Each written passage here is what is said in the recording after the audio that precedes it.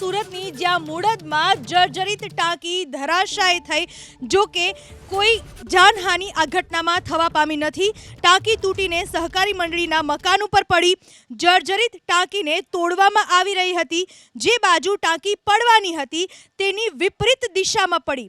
સહકારી મંડળીના મકાન ઉપર પડતા નુકસાન થયું, જો કે આ ઘટનામાં કોઈ જાનહાનિ નથી થઈ। સુરતના મુળદ ગામની ઘટના છે। જર્જરિત ટાંકી ધરાશાયી થઈ। જર્જરિત ટાંકીને તોડવામાં આવી રહી હતી, પરંતુ ટાંકી જ્યાં પડવાની હતી તેની વિપરીત દિશામાં પડી।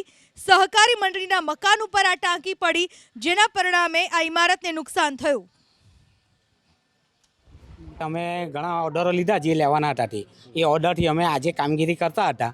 એ દરમિયાન આ જે કાર્યરત હતા જે ટાંકી તોડવાવાળા તેમણે કામગીરી કરતાં કરતાં એ પવનમાં ખેંચાઈને સીધી મંડળીના મકાન પર પડી, પણ કોઈ હોનારત થઈ નથી। મેં એડવાન્સથી જ આજુબાજુના કોઈ વ્યક્તિને હાજર રાખેલા નહીં, બધાને ખસેડી લીધેલા। બીજું કોઈ નુકસાન થયું, બિલ્ડિંગને નુકસાન થયું છે સેવા સહકારીના, બીજું કોઈ હોનારત થઈ નથી।